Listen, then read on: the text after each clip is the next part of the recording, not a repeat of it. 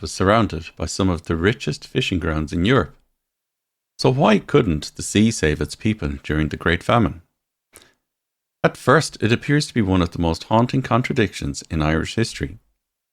The Atlantic waters surrounding Ireland contained herring, mackerel, cod, and many other species.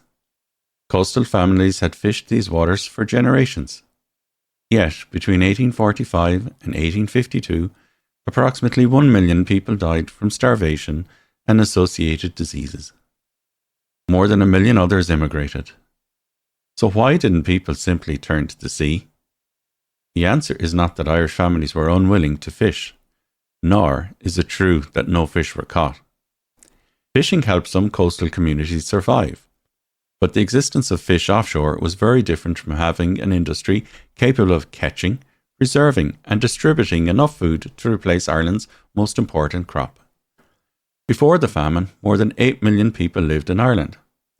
Roughly 1/3 of the population depended heavily upon the potato, particularly poor labourers and small tenant farmers.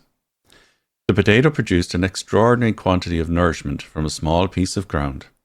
Supplemented by milk or buttermilk, it allowed families to survive on holdings that could not have supported them through other crops.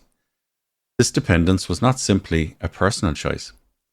Many rural families occupied tiny plots under a deeply unequal land system. After rent and other obligations were met, potatoes were often the only crop capable of feeding an entire family from the land remaining to them. When potato blight arrived in 1845, somewhere between 1/3 and 1/2 of the crop was lost. The following year was considerably worse. Approximately 3/4 of the 1846 harvest was destroyed, and the blight returned again in later years. This created an immense loss of food, affecting millions of people almost simultaneously. Fish could provide valuable protein and income, but Ireland did not possess the boats, equipment, or infrastructure required to replace a national staple on that scale. Ireland certainly had fishermen.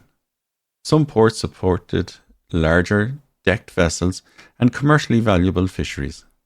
Around much of the western coastline, however, families relied upon currachs and other small open boats. These vessels were well suited to local inshore fishing during favourable conditions, but they were not equivalent to the larger boats required to work distant fishing grounds safely and consistently. Fish did not remain convenient beside the shore. Shoals migrated, seasons changed. Strong winds could prevent boats from leaving for days or weeks, and the Atlantic could become deadly with very little warning. A family weakened by hunger could not simply build a bigger boat and sail into deeper water. Timber, sails, ropes and skilled labour all cost money. Even during the famine, Parliament acknowledged that many parts of the Irish coastline lacked safe harbours where fishermen could shelter during severe weather. The sea contained food, but reaching it demanded equipment, experience, physical strength and favourable conditions. Boats were only part of the problem. Effective fishing required nets, lines, hooks, sails and other tackle. These were expensive and valuable possessions in an extremely poor household. Many coastal fishermen were also seasonal or part-time fishermen. They still depended upon potatoes to feed their families whenever fishing was poor or bad weather kept them ashore. When the potato crop failed, fishing families lost their own principal source of food. Some were forced to pawn or sell their nets, tackle, and even their boats to purchase meal or meet the rent. Selling a net might keep a family alive for another few days, but it also destroyed their ability to catch food or earn money in the future. By early 1847, reports described fishermen so weakened by hunger that they could no longer venture out to sea. This created a terrible cycle. Hunger forced people to sell the equipment they needed to obtain food, and growing weakness made the dangerous physical work of fishing increasingly impossible. Catching fish was only the beginning of the difficulty. Fresh fish spoils rapidly. 19th century Ireland had no refrigerated lorries, electric cold stores, or modern distribution network. Fish could be salted, smoked, or cured, but this required affordable salt, suitable buildings, barrels, skilled workers, and merchants prepared to purchase the finished product. These facilities existed in certain places, but they were not available on anything approaching the scale required around the Irish coast. Transport created another barrier. Many of the areas affected by the famine were remote western districts with poor roads and little or no access to railways. A large catch landed in a small coastal village could not be easily transported across Ireland before it spoiled. During a parliamentary debate in 1847, supporters of the Irish fisheries called for more piers, curing stations and railway connections. Government representatives themselves recognised that Ireland possessed productive fishing grounds, but frequently lacked safe harbours and reliable routes to major markets. These developments could have strengthened Ireland's fishing industry over time, but starving families needed food immediately. There is another disturbing part of this history. Irish fish continued to be exported during the famine. Surviving port records show that salmon, oysters and herring were among the foods leaving Ireland. In February 1847 alone, Bristol recorded hundreds of boxes of fish arriving from Irish ports. This does not mean that every fish caught in Ireland was taken away, nor were fish exports remotely large enough to have replaced the failed potato harvest. But their export remains important. Commercial fish were owned and sold by fishermen, fishery properties and merchants. They were not automatically placed into a national system of famine relief. Export markets could also offer the best available price. Fishermen desperately needed money to purchase meal, replace equipment and pay rent. Merchants followed established and profitable trading routes between Irish and British ports.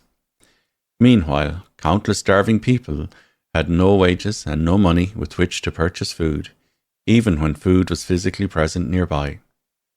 Having food in a country is not the same as ensuring its people can obtain it. The British government did take certain actions. Sir Robert Peel's administration imported maize, repealed the Corn Laws and introduced public works intended to provide employment. Soup kitchens later fed millions of people for a limited period. Money was also provided for some fishery piers and curing stations.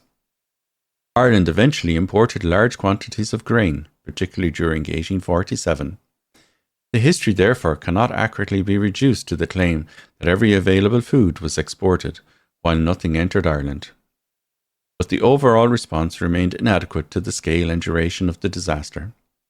Successive ministers were reluctant to interfere extensively with private trade.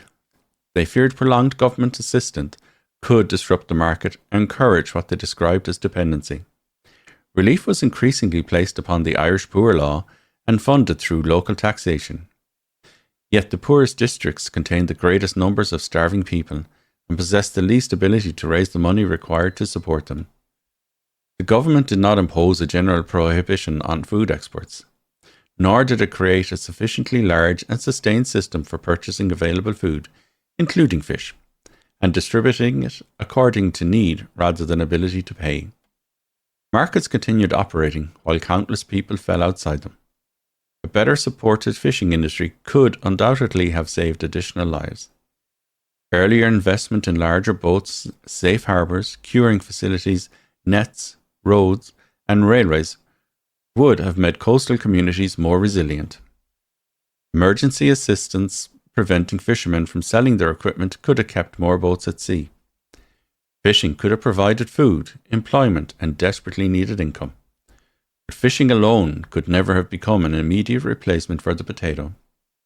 The population was too large, the crop failure was too sudden, the fleet was too poorly equipped, and the systems for preserving and transporting fish were far too limited. The question should therefore never be, why didn't starving Irish families simply catch a fish? The more accurate question is, why did one of the world's wealthiest states fail to mobilise all the food, transport and resources available to it when millions of its people could no longer feed themselves? Ireland was surrounded by fish, but without adequate boats, nets, harbours, strength, money, or an effective release system, the sea could not become a national rescue plan. That distinction is essential to understanding the Great Famine.